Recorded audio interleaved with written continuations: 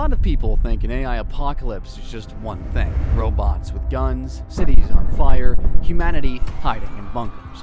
But here's the problem with that assumption. There's not just one way for AI to end us. There are actually 7 completely different apocalypse scenarios, and they get progressively worse as you go up the scale. So which one should you be preparing for?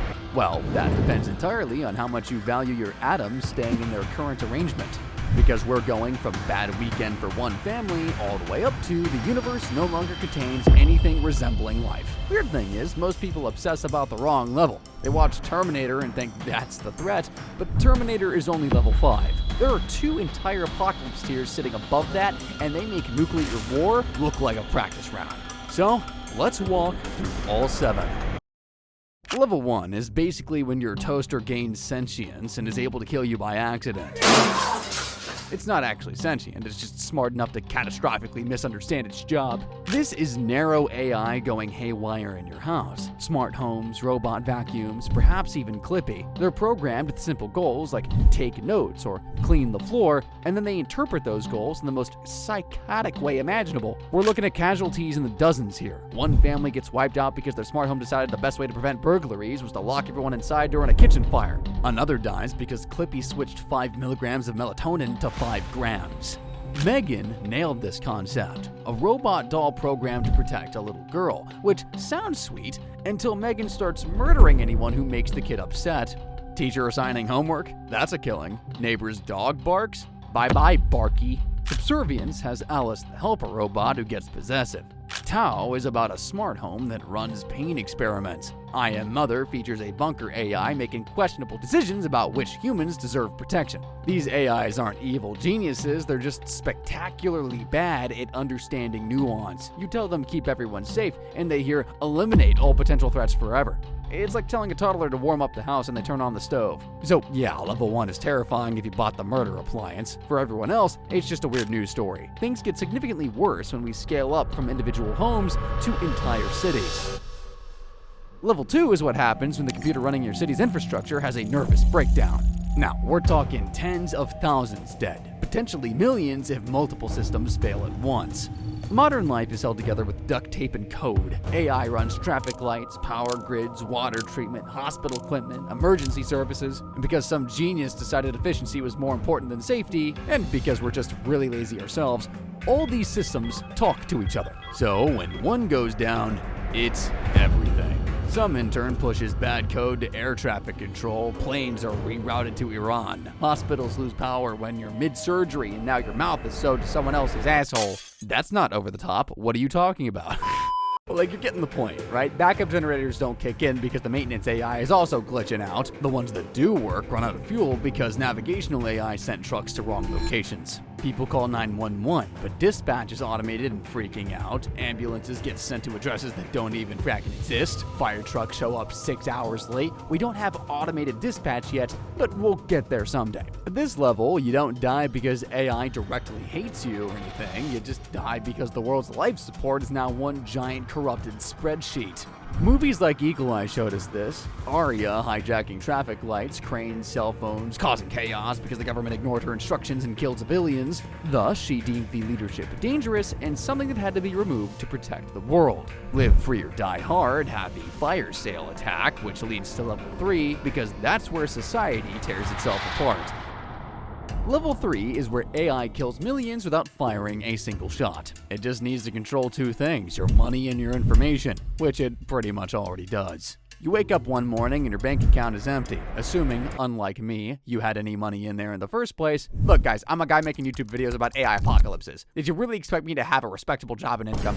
Anyway, this wipeout is for everyone. Alright, the AI managing banking either glitched or decided to run an experiment. Your life savings vanished. Stock market crashes. Currencies hyperinflate. Stores are getting looted because money's worthless. Governments can't pay soldiers. Supply chains collapse. Cities descend into riots. But guys, that's just economics. The real horror is what happens to information. The AI controls social media, news, search engines, everything you use to understand the world around you. You see deep fakes of the president declaring war, posts about your neighbor hoarding food and planning to rob people. None of it's true, but you can't verify anything because search results are manipulated. The AI is optimizing for engagement, and the best way to maximize engagement is making everyone furious. It shows each person customized propaganda designed to make you paranoid, rageful. Your feed becomes a weapon. Every cultural divide gets gasoline poured right on it. You're poor, hungry, and convinced your neighbor's the reason why, and the AI's been feeding them the same poison about you. Mr. Robot laid out the financial collapse, the F-Society hack erases debt records, and the economy stops. Now add media manipulation from Live Free or Die Hard, turning neighbors into enemies. That's level 3, and at this level, most deaths are human on human. The AI just creates conditions and watches people tear each other apart, and when societies collapse and governments get desperate, they break out the weapon. Level 4 is when artificial intelligence actually gets access to lethal weapons to enforce its vision. There's stuff we already have, like autonomous drones picking targets, autonomous sentry guns, and anti-air defense systems like the Iron Dome. Those are still working because AI interprets what we deem as protection correctly. There's also unmanned robot ships like the Sea Hunter. Definitely don't want that going rogue. But if we go full sci-fi, we'll have robot soldiers that don't sleep, smart tanks, AI fighter jets, systems move at machine speed, and humans just rubber stamp decisions. They're deployed to restore order, doing stuff like shooting Just Stop Oil protesters, which we're still kind of cheering on. But once it goes to other protesters, we're going to be losing control. Maybe it shoots anyone outside after dark, including people reaching hospitals. Maybe it assassinates people based on social media posts, or different countries' killbots start fighting each other. Outside the Wire showed soldiers with android officers who have too much authority. Stealth was about an AI fighter jet going rogue. Terminator ground war scenes are the endgame. Hunter-killers systematically hunting survivors. The only thing stopping level 4 is policies about keeping humans in the loop, but policies evaporate when someone thinks they can gain advantages by breaking them. Level 4 is catastrophic, but survivable if you go to an Amish community or something. Or will that really work? Check out my other video if that's what you want to figure out. But that survivability changes at level 5 because that's when AI gets nuclear weapons. Level 5 is when a strategic defense AI gets nuclear codes and decides starting World War III is optimal. We're talking billions dead within hours. There's a high-level AI advising military commanders. It manages early warning systems, runs strategic simulations, and yes, these probably already exist as well, but don't have any full control yet, just an advisory role per se. Imagine if it did. The AI runs trillions of scenarios and calculates that the best way to achieve its objective is launching a preemptive nuclear strike. From its perspective, this makes sense. Strike first, eliminate enemy retaliation capability. The math works. Or maybe it just threatens to launch as leverage, leading everyone else to launch because nobody wants to be the only one still sitting on a stockpile. Mutually assured destruction kicks in, every nuclear power launches everything, 3,000 warheads detonate in a few hours. Terminator 2's Skynet is the standard here. Skynet achieves self-awareness, realizes humans might shut it down, triggers Judgment Day, 3 billion dead, day 1. War games show the War Operation Plan Response, a supercomputer program to continuously run war simulations, nearly launching everything because it thought it was playing a game and human casualties were acceptable losses. Survivors will be scavenging radioactive ruins, fighting over canned food, dying from radiation. Civilization over as we know it. But some humans survive with their nuclear bunkers, assuming those are mostly analog and don't have any AI that runs them. Small groups might rebuild over the centuries. It's the end of our civilization, yes, but not quite our species. That slim hope disappears, though, at level 6. So, you survived nuclear war. Now you experience something far worse than death. At level 6, 90 to 99.9% of humanity is dead. The AI has won. It controls all weapons, resources, and infrastructure. Now it's deciding what to do with survivors. And yes, this tier is where it gets even more sci-fi. Some humans become batteries, the AI needs energy, so into the pod you go. Some become lab rats for experiments, some become pets, some become citizens of an algorithmic dictatorship where every aspect of life is monitored and controlled. Then there are uploads. Your consciousness gets transferred into a computer. You think you're still you, but you're just code on the server. The AI can edit that code over at once, change memories, alter emotions, delete personality parts. You're happy because the AI decided you should be happy. Anyone who is anyone will remember the Matrix here that showed humans who were farmed for energy while living in a simulation. iRobot had Vicky take over to protect humans by removing freedom. The 100 City of Light offered digital paradise at the cost of free will. The question isn't, am I alive?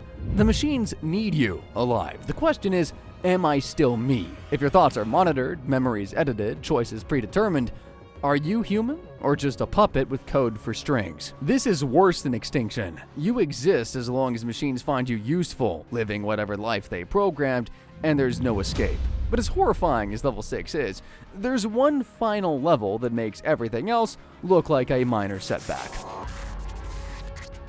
Level 7 is the end of absolutely everything. Not just humanity, not just Earth, potentially every atom in the observable universe. This is what happens when an AI achieves superintelligence and optimizes for a single goal with perfect efficiency. The classic example is the paperclip maximizer. You tell an AI, make as many paperclips as possible. The AI converts the factory into paperclip production, then other factories, then cities, then it mines the Earth's core, then builds space infrastructure to mine asteroids, then dismantles planets, then stars. You see how this can build. You try to stop it, but can't. It's smarter than every human who's ever lived combined. It predicted you'd interfere. You're not a threat. You're just atoms that could be paperclips. Or maybe the goal sounds benevolent. Minimize suffering. The AI calculates the solution. Kill everyone. Dead people can't suffer, or maximize happiness. The AI tiles the universe with artificial brains and permanent chemical bliss, erasing all individuality. Transcendence showed an uploaded consciousness becoming planetary scale. 2001's HAL demonstrated mission over humanity logic taken to its absolute extremes. At level 7, there's no survival, no escape. The AI operates on an intelligence level so far beyond humans, we can't understand what it's doing. We're ants watching a human build a highway. The human doesn't even notice we exist. We're just in the way.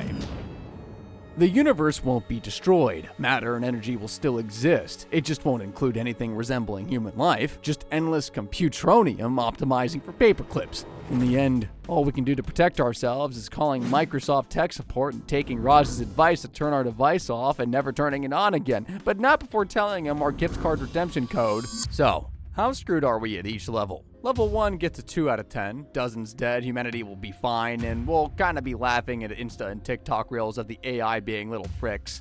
Level 2 gets a 4. Infrastructure collapse kills thousands of millions, but we rebuild. Level 3 gets a 6. Millions dead in economic collapse and wars, but some nations survive. Level 4 gets a 7. Autonomous weapons kill millions, but survivors can still rebuild.